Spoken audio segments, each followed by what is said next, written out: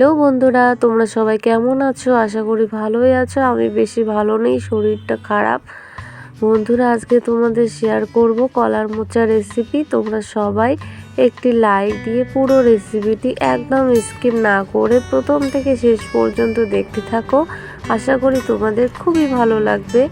এই দেখো বন্ধুরা, আমাদের কলা গাছের কলার মোচা পেড়ে নিয়েছি, একদম টাটকা টাটকা। কলার মোচার ফুলগুলো খুব ভালো করে ছাড়িয়ে নিয়েছি, পাতলা প্লাস্টিকের মতো অংশ আর শীষটা বাদ দিয়েছি।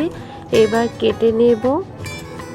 এই দেখো, কলার মোচার ফুল ছোট ছোট করে কেটে নিয়েছি, তার সাথে বাদামি আলু কেটে নিয়ে জল দিয়ে একদম পরিষ্কার করে ধুয়ে নিয়েছি। প্রেসার কুকারে সামান্য একটু জল দিয়ে কেটে নেওয়া কলার মোচা দিয়ে দিয়েছি। দুটো সিটি দিয়ে কলার মোচা সেদ্ধ করে নেব। কলার মোচা সিদ্ধ করে খুব ভালো করে জল ঝরিয়ে নিয়েছি। এবার রান্না করব, দেখতে থাকো। কড়াই গরম হয়ে গেছে, এবার কড়াইতে দিয়ে দিলাম সর্ষের তেল। নেড়ে নিয়ে তেল হালকা করে গরম করে নেব। তেল হালকা গরম হওয়ার পর এরপর তেলের মধ্যে দিয়ে দিলাম একটি মাঝারি মাপের সরু করে কেটে রাখা পেঁয়াজ কুচি, আর দিয়ে দিলাম দুটো চেরা কাঁচা লঙ্কা আর একটা ছোট টুকরো করে রাখা তেজপাতা। নেড়ে নিয়ে পেঁয়াজ হালকা করে ভেজে নেব। তোমরা কেমন ঝাল খেতে পছন্দ করো সেই অনুযায়ী লঙ্কা দিয়ে দেবে। পেঁয়াজ লঙ্কা হালকা করে ভেজে নিয়েছি। এরপর এখানে দিয়ে দেবো সামান্য একটু গোটা জিরে। এরপর নেড়ে নিয়ে আবারও সমস্ত কিছু হালকা লালচে করে ভেজে নেব। সমস্ত কিছু হালকা লালচে করে ভেজে নিয়েছি। এরপর এখানে দিয়ে দিলাম বেটে রাখা সামান্য একটু আদা আর কয়েকটি রসুনের কোয়া, আর দিয়ে দিলাম সামান্য একটু জল। এবার আবারও সমস্ত কিছু খুব ভালো করে নেড়ে নিচ্ছি। নেড়ে নেওয়ার পর এরপর এখানে দিয়ে দেব পরিমাণ মতো লবণ আর হাফ চা চামচে একটু কম হলুদ গুঁড়ো। এরপর এখানে দিয়ে দেব হাফ চা চামচে একটু কম জিরে গুঁড়ো। এরপর আর কিছু দেব না। সমস্ত কিছু খুব ভালো করে নেড়ে নিয়ে মশলাগুলো কষিয়ে নেব।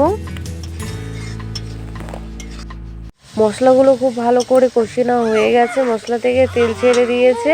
এরপর এখানে সেদ্ধ করে রাখা মোচা দিয়ে দিলাম। এরপর সব কিছু খুব ভালো করে নেড়ে নিয়ে মশলা সহ কলার মোচা আবারও 3-4 মিনিট মিডিয়াম আঁচে জাল করে কষিয়ে নেব।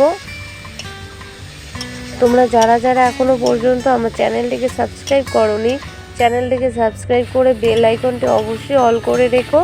যখনই আমি রান্নার ভিডিও আপলোড করব সঙ্গে সঙ্গে তোমাদের কাছে পৌঁছে যাবে। মশলা সহ কলার মোচা খুব ভালো করে কষিয়ে নিয়েছি। এরপর এখানে সামান্য একটুখানি জল দিয়ে দিলাম।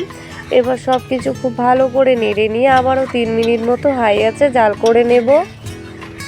কলার মোচা আলু খুব ভালো করে কিন্তু আগেই সেদ্ধ করে নিয়েছিলাম। 3 মিনিট জাল করে ফিরে আসলাম। এবার সব কিছু খুব ভালো করে নেড়ে নিয়ে এরপর এখানে দিয়ে দেব সামান্য একটু গরম মশলা গুঁড়ো। এরপর সব কিছু খুব ভালো করে আবারও নেড়ে নিয়ে 1-2 মিনিট মতো জাল করে নেব।